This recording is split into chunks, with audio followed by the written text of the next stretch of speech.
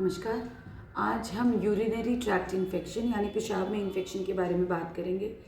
ये बहुत कॉमन होता है।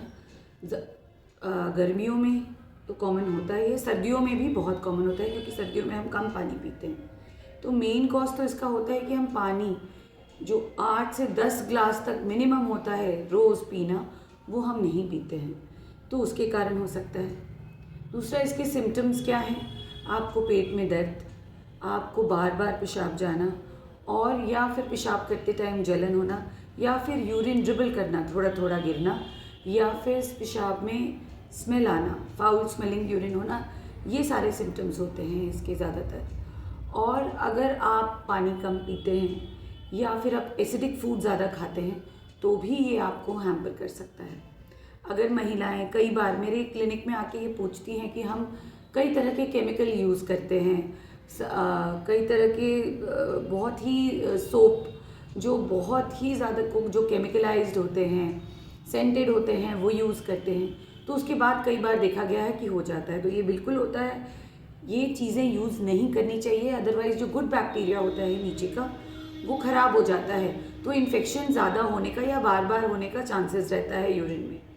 दूसरा, अगर आप सेक्सुअल एक्टिविटी उसके बाद अपने आप को क्लीन नहीं रख रहे हैं तो भी उसके बाद भी ज़्यादातर होने में का चांसेस है, और ये देखा गया है। उसके बाद अगर आप पानी, जैसे कि मैंने बताया कि अगर आप पानी कम पी रहे हैं, आपको शुगर की दिक्कत है, बार बार अगर शुगर आपका कंट्रोल में नहीं है, तो भी आपको देखा गया है कि यूरिन इन्फेक्शन होने का चांसेस बहुत रहता है उसमें। तो इसीलिए अगर आपको ये सारी चीज़ें हैं तो अपनी गायनेकोलॉजिस्ट से आपको डिस्कस करना चाहिए, प्रॉपर ट्रीटमेंट लेना चाहिए। आप चाहें तो इसके लिए खूब सारा पानी पिएं। क्रैनबेरी जूस बहुत अच्छा माना गया है इसके लिए। कोकोनट वाटर बहुत अच्छा होता है इन चीज़ों के लिए। नीचे सिर्फ और सिर्फ पानी यूज़ करें। पेशाब करने के बाद भी पानी से सफाई रखें और उसको पोंछ लें, ताकि फिर आपको आगे चल के दिक्कत ना हो।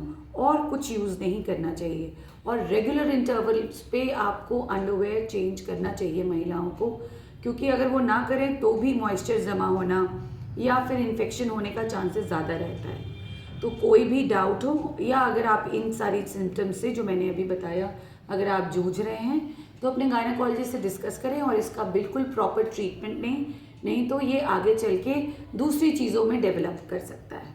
धन्यवाद।